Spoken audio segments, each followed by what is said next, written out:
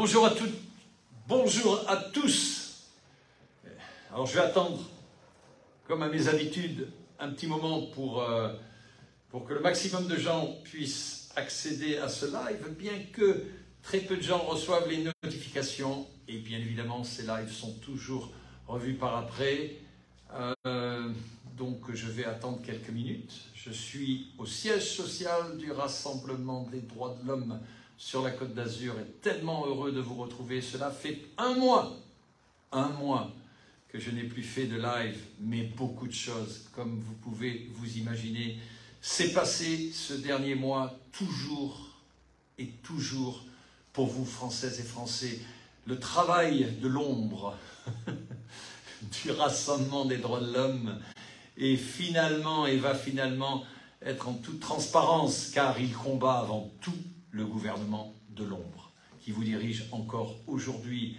Bonjour Daniel, bonjour Triit, bon, permettez-moi, j'espère que je n'ai pas fait d'erreur sur la prononciation de votre prénom. Bonjour Nicole. Oui, effectivement, cela fait quand même, oui, plus de 4 semaines. 4 semaines, et croyez-moi, vous me manquez beaucoup, mais tellement proche de mon cœur.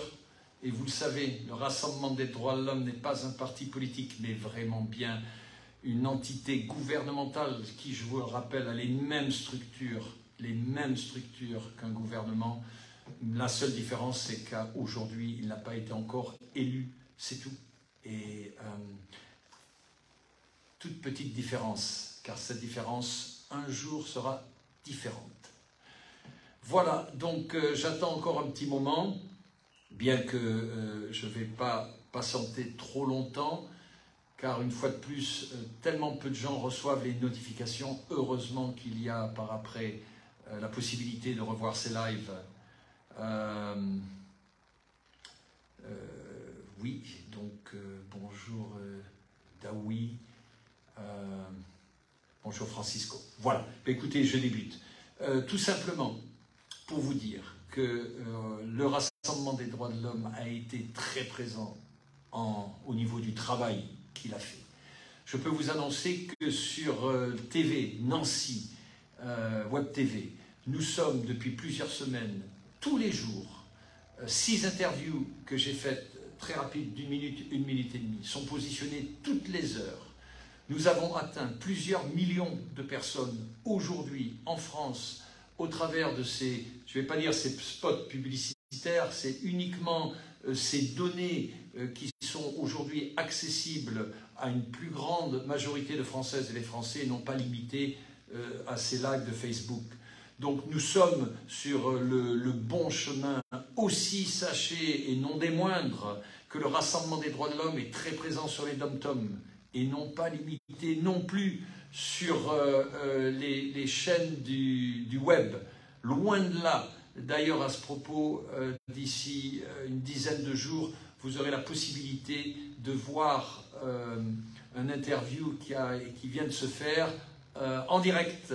Donc, il va être, c'est-à-dire en direct, il n'y aura pas de montage. Ils vont le diffuser d'ici quelques jours et vous aurez bien évidemment la possibilité d'accéder à cela. Sachez qu'au même titre que Nancy, la ville de Nancy, toutes les dom-toms, donc les dom-toms ont eu la possibilité d'accéder aussi à ces informations du Rassemblement des droits de l'homme et non pas limitées à une page Facebook ou à autre support de l'Internet. Donc voilà, que de très bonnes nouvelles. Vous savez, si vous ne me voyez pas toujours très présent sur Facebook, pensez pas que je m'éloigne du Rassemblement des droits de l'homme, au contraire. Vous savez, le travail en sous-marin que nous faisons est indispensable car ce sont les fondations même de ce qui va se passer dans notre pays très prochainement. Donc il est toujours très important de voir sans être vu et d'écouter sans être entendu. Et c'est exactement ça, le Rassemblement des droits de l'homme qui, je vous le rappelle, est aussi un immense mouvement de résistance très similaire à celui du général de Gaulle en 39-45. Voilà. Donc l'actualité du pays ne m'intéresse absolument pas, bien que, non pas, ne le prenez pas mal, car cette actualité ne fait que parfaire un agenda du gouvernement de l'ombre qui n'est pas votre agenda. Mes occupations à moi sont celles qui sont véritablement ancrées sur vos dossiers qui sont à l'extérieur du pays, je vous le rappelle.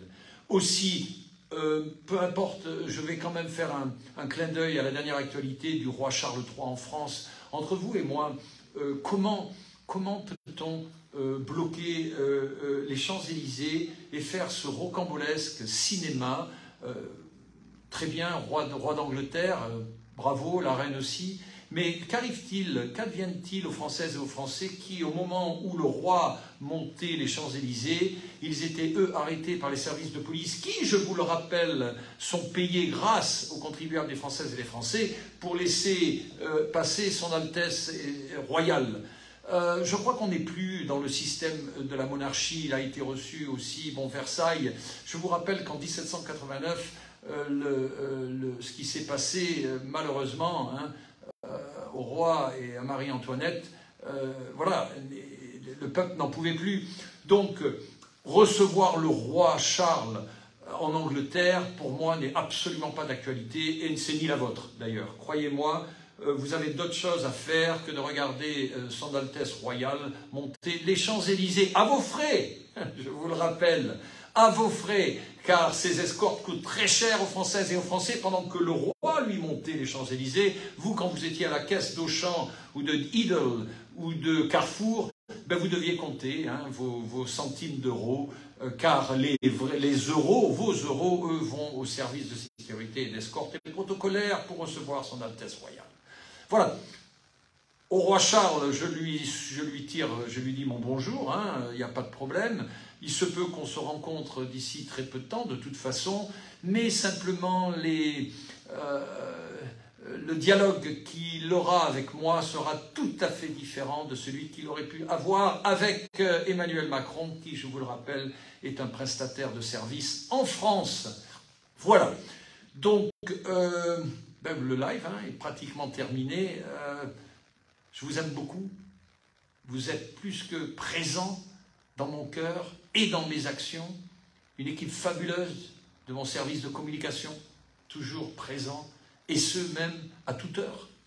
À toute heure, à 3-4 heures du matin, il m'arrive d'avoir un responsable de communication. Vous voyez, et ce, outre-mer, hein, car aujourd'hui, le service de communication couvre une grande majorité de notre planète. Car je vous le rappelle, il existe une entité qui s'appelle le Human Rights Unity, qui, lui, globalement parlant, entretient les relations avec le Rassemblement des droits de l'homme, qui est aussi en lui-même cette même entité, mais qui, elle, gère l'international. Voilà. Je vais devoir vous quitter. J'aimerais tellement vous recevoir ici au siège social, ce serait tellement sympathique, tellement sympathique. Et puis, oui, une dernière chose, il m'est pratiquement impossible aujourd'hui d'écouter tous ces hommes politiques encore. Car le problème, c'est que déjà, ils n'ont pas besoin d'audience, car ils s'écoutent déjà parler. Donc, en eux-mêmes, ils ont leur propre audience. Et ensuite, ce qui sort de leur bouche.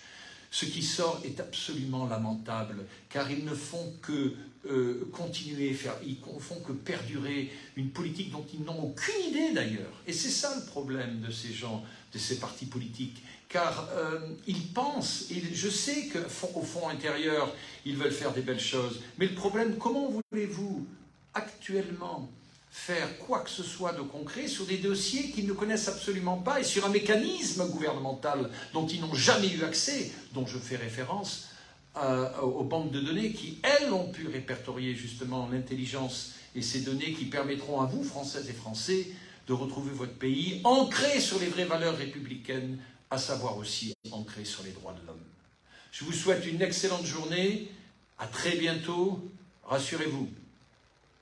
Vivre la France commence aujourd'hui. Au revoir.